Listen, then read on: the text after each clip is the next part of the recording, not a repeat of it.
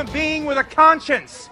And when I see murder, I cannot stand by. And I have to call the murdered, and I have to call the murderers, the murderers.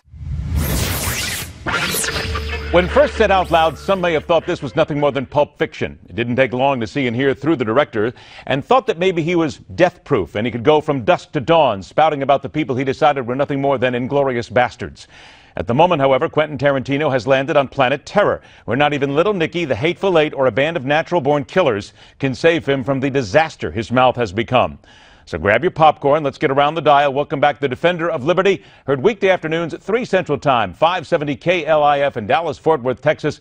Grant Stinchfield. Grant, it's good to see you again. And I don't know if I'm ever going to be able to watch a Quentin Tarantino movie again after this. People in Hollywood, even the far left, is going after him at this. And the cops are furious. I think they have a good reason to be. And I think it was the New York Post this morning. It said, why not just say you're sorry? Yeah, there's no way Quentin Tarantino comes out and apologizes. He's nothing but a loudmouth slug. And you know, in the end, he has decent movies, but I'm not going to watch him anymore. And in the end, I'm going to join the boycott of these Quentin Tarantino movies. Not that this boycott's going to work. Boycotts typically don't work when it comes to movies, but that's not going to say he's not going to get any of my money. I think what he said was despicable. Here we have the National Association of Police Organization statement. We need to send a loud and clear message that such hateful rhetoric against police officers is unacceptable. I'm going to play one side of the argument here. Now the cops have to come out, though, don't they, Grant? The cops have got to come out. They've got to stand out against this, and they have to show that they are not the aggressors in all this. They've got a big part in this, yes? Well, Ed, I think the police are under attack. And remember, I'm sides. pro-cop, too. And, you know, they don't feel like they're capable of going out and doing their jobs every day without somebody attacking them. So I think the cops are on the defensive, and you know, I think they have a right to be upset with everything they do every day. It's got to be very difficult to be a police officer. I don't even know who would want the job. But that's just it. And I'm pro-cop. I always have been, and I've talked about it here on this show many times. The cops now have to get out there. They've got to show people what they go through. They've got to show people what they have to undergo every single day. Because when you go out there, you don't know when you're going to walk. And in New York City, particularly, you don't know if you're going to walk the street in the middle of the day and have somebody blow you away. Yeah, you know, that's why I think dash cams are great. I think body cams are terrific. And I think every officer out there should take all of this as a warning sign. Hey, put a body cam on. And I hope police departments release video from body cams of just what you said, Ed, of what they have to deal with on a daily basis, of dealing with these drunken idiots, dealing with violent criminals on a daily basis, and the restraint that they show every day. 90 seconds left. Two things we got to talk about here.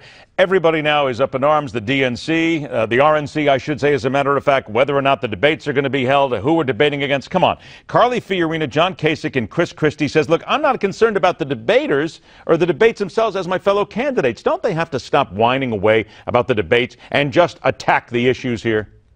You know, this is why I love coming on your show, because we use the same kind of terminology. Yesterday on my show here on 570, I said they sound like whiners. Look, the CNBC moderators were despicable. It was disrespectful. It was wrong. It was out of bounds.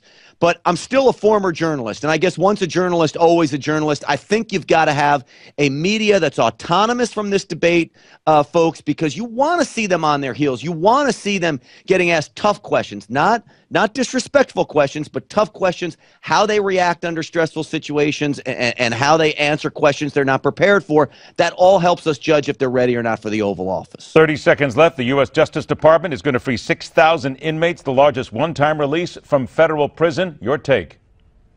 Well, if I hear one more media buffoon call them low-level offenders, I'm going to go through the roof. These actually are federal prisoners. If you're in prison for a federal drug crime, you are not a low-level offender.